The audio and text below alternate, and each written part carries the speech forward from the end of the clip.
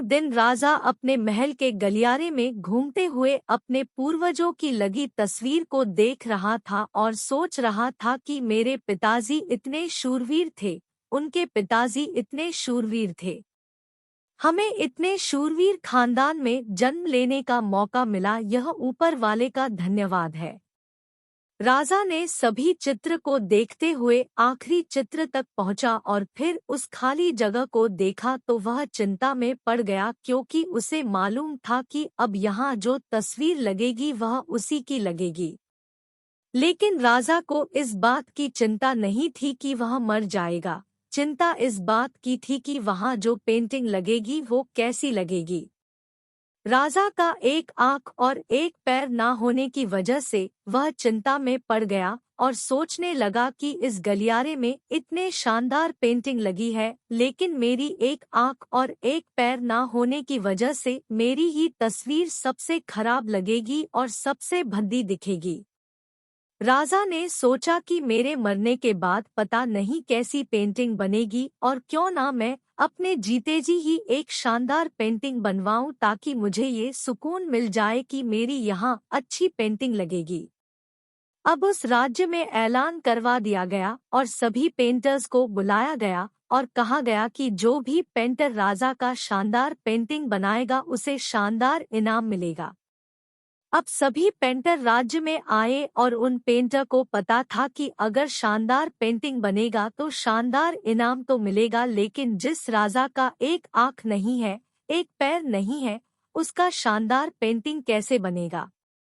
Painter सोच रहे थे कि इनाम का तो पता नहीं, लेकिन अगर शानदार पेंटिंग नहीं बनी और राजा गुस्सा हो गया तो सजा मिलेगी, इसीलिए बड़े बड़े चित्रकार भी आगे नहीं आए।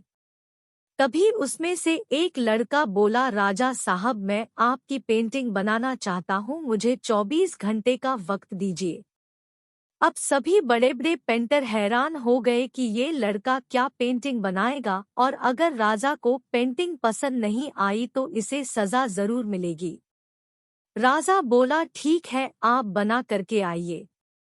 अगले दिन वह लड़का तस्वीर बनाकर लाने वाला था और दरबार पूरी तरह से भर चुका था। लोग दूर दूर से ये देखने के लिए आए थे कि वह लड़का कैसा पेंटिंग बनाकर लाएगा।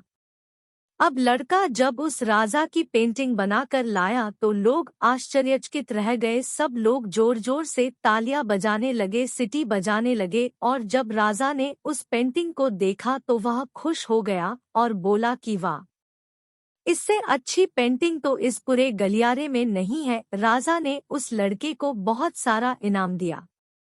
अब आप सोच रहे होंगे कि उस राजा की क्या पेंटिंग बनी होगी जिसकी एक आंख नहीं है और एक पैर नहीं है, कैसा पेंटिंग बना होगा।